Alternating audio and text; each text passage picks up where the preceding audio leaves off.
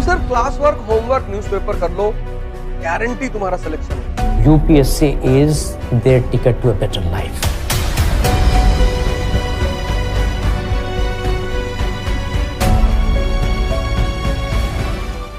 तो दोस्तों, जहां देखो वहां लोग यूपीएससी की तैयारी करते हुए नजर आते हैं। भारत का लगभग 90% यूथ आज स्कूल की पढ़ाई पूरी करने के बाद आईपीएस ऑफिसर बनना चाहता है और इसके पीछे सिर्फ 2 कारण लोग बताते हैं, बहुत सारा पैसा और बहुत सारा पावर। तो दोस्तों, सबसे पहले हम बात करते हैं पैसे की। पावर की बात हम बाद में करें, वो भी इम्पोर्टेंट। अब आपको लगता होगा कि आईएएस ऑफिसर बनने के बाद लोग करोड़ों कमाने लगते हैं, अमीर हो जाते हैं, करोड़पति बन जाते हैं और यही चाह उन्हें एक ऑफिसर बनने को मजबूर कर देती है, पर ऐसा नहीं होता है। अब दोस्तों, मैं आपको बता दूं कि एक आईएएस अधिकारी की मंथली सैलरी लगभग 55 से 60 हजार तक की होती है। अब दोस्तों, आप सोच रहे होंगे कि इतना पैसा एक आईएएस अधिकारी कैसे कमाता है। दोस्तों, वो लोग पैसा अंडर टेबल कमाते हैं, लाखों करोड़ों रुपए वो लोग घूसखोरी में ही कमाते हैं। ऐसे बहुत सारे केस हुए हैं, बहुत सारे ऑफिसर्स करप्शन के चलते पकड़े गए हैं। बहुत सारे यंगस्टर्स ये सोचते हैं कि मैं एक आईएएस या आईपीएस ऑफिसर बनने के बाद इस देश से भ्रष्टाचार मिटा दूंगा, ये कर दूंगा, वो कर दूंगा, एक ईमानदार ऑफिसर बनना चाहता हूँ। पर दोस्तों,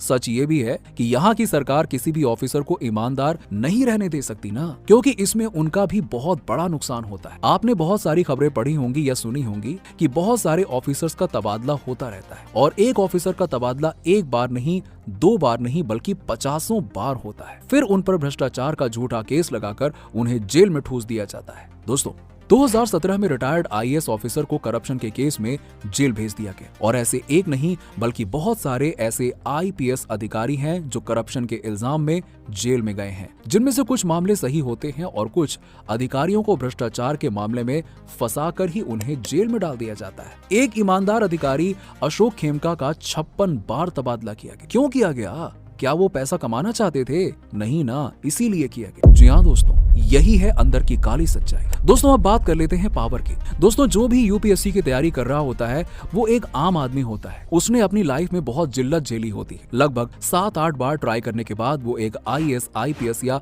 आईएफएस अधिकारी बन जाता है। अब ऐसा जरूरी नहीं है कि 8-10 सालों तक ट्राई करके वो ऑफिसर बन ही जाए। इस समय हर साल लगभग 5 से 6 लाख स्टूडेंट्स एग्जाम देते हैं, पर मैक्सिमम प्लेसमेंट होता है सिर्फ और सिर्फ 10,000 का। खैर, वो आम लड़का सोचता है कि एक बार आईएएस ऑफिसर बनने के बाद बहुत सारी रिस्पेक्ट मिलेगी, लोग उसके चरणों में लौट जाएंगे, लोग उसके आगे पीछे घूमेंगे क्योंकि उसके पास बहुत सारा पैसा और पावर हो जाएगा, है ना। लेकिन जरा रुको यार। एक बार आईएएस ऑफिसर बनने के बाद उसका नाता अपने उन दोस्तों से, उन गांव वालों से, उन मोहल्ले वालों से सबसे छूट जाता है ऑफिसर बनने के बाद, जिन्हें वो अपनी पावर दिखाना चाहता है। और वहीं दूसरी तरफ ऑफिसर बनने के बाद उसका नाता अपने से बराबर या अपने से बड़े या उससे भी पावरफुल लोगों से जुड़ना शुरू हो जाता है। वहां वो किसको अपनी पावर दिखाएगा? हवलदारों को तो वो अपनी पावर दिखाएगा नहीं। दोस्तों, एक बार ऑफिसर बनने के बाद वो नेताओं और मंत्रियों के हाथ की कठपुतली बन जाता है। उनके ही ऑर्डर्स फॉलो करने पड़ते हैं, फिर चाहे वो सही हो गलत हो, क्योंकि असली पावर तो उन नेताओं और मंत्रियों के पास होती है ना। दोस्तों, असली पावर होती है पब्लिक के पास। अपने वोट की पावर। अपने वोट की पावर से जनता किसी को भी सत्ता में बैठा देती है और सारी की सारी पावर नेताओं को दे देती है। अब उस पावर का इस्तेमाल नेता और मंत्री अपने तरीके से करते रहते हैं। तो दोस्तों, अब सवाल ये आता है कि अगर इतना ही सब कुछ है तो देश में चारों तरफ हर साल लाखों छात्र पागलों की तरह क्यों यूपीएससी की तैयारी करते हैं? तो दोस्तों, इसके पीछे एक बहुत बड़ा मायाजाल है और वो मायाजाल है सरकार और अनजाने में टीचर्स का। जी हाँ दोस्तों, थोड़ा सब्र रखिए, अभी मैं ये भी क्लियर कर देता हूँ। सबसे पहले बात करते हैं सरकार की। दोस्तों, इस देश में बहुत बेरोजगारी है, हर तरफ बेरोजगारी छाई हुई। हर साल लाखों की संख्या में छात्र यूपीएससी की तैयारी शुरू करते हैं। ये तो लोग हैं जो यूपीएससी की शुरुआत करते हैं। लाखों छात्र दोबारा या तिबारा कोशिश करते हैं, मतलब नई एंट्री होती है और पुराने वाले तो तैयारी करते ही रहते हैं। इस तरह कुछ लास्ट ईयर के स्टूडेंट्स और कुछ वो जिन्होंने इसी साल स्टार्ट किया है, सब मिलाकर लाखों स्टूडेंट्स यूपीएससी की तैयारी में अपना घर, माँ बाप और दोस्तों को छोड़ देते हैं। अब वो खुद को ना ही रोजगार की नजर से देखते हैं और ना ही बेरोजगार की नजर से, बस आंखें बंद करके 8-10 साल तक लगे रहते हैं। अब वो सरकार के खिलाफ, बेरोजगारी के खिलाफ कोई विद्रोह या आंदोलन भी नहीं कर सकते ना, जिससे सरकार को बहुत राहत मिलती है। वहीं दूसरी तरफ हर साल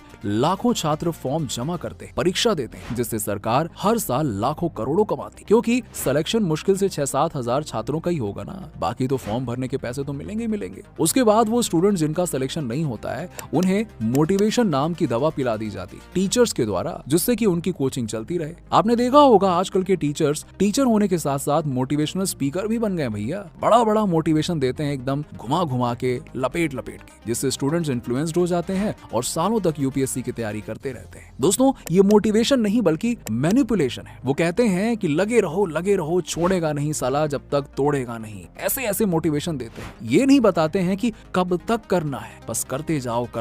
दूसरों को एग्जाम्पल दे दे के उन्हें उस रास्ते पर चलने के लिए इतना मोटिवेट कर देते हैं कि वो मोटिवेशन कम वाकई में मैनिपुलेशन लगने लगता है। सबसे ज्यादा स्टूडेंट्स यूपीएससी की तैयारी कर रहे लोग ही हर साल डिप्रेशन में चले जाते हैं। जैसे जैसे साल बढ़ते जाते हैं, उनकी उम्र 30 प्लस हो जाती है, वैसे ही वो डिप्रेशन का शिकार होने लगते हैं। इसकी एक वजह यह भी है कि यूपीएससी की तैयारी कर रहे लोग अपने घर, परिवार और दोस्तों से अलग रहते हैं, जो कि जरूरी भी है, पढ़ना है भाई, पर कब तक? 1 साल, 2 साल, 3 साल, 10 साल बिता देते हैं वो लोग ऐसे ही साल दर साल, सिर्फ एक चाहत में कि एक दिन सब कुछ ठीक हो जाएगा, हमारा बेटा ऑफिसर बनकर घर आए। पर अफसोस, उन लाखों लोगों में से सिर्फ 7-8 हजार लोग ही ऐसा कर पाते हैं। जब उन्हें होश आता है तब वो खुद को देखते हैं, खुद की उम्र देखते हैं, तब उन्हें पता चलता है कि अब तो बहुत देर हो चुकी है। अब घर वालों को किए हुए वादे का क्या होगा? इतनी बड़ी बड़ी बातें दोस्तों और गांव वालों से बोल कर आया था, अब उन्हें क्या मुंह दिखाऊंगा यार? यही सब सोचकर वो लोग डिप्रेशन में चले जाते हैं और उन्हीं में से कुछ लोग सुसाइड कर लेते हैं। इसलिए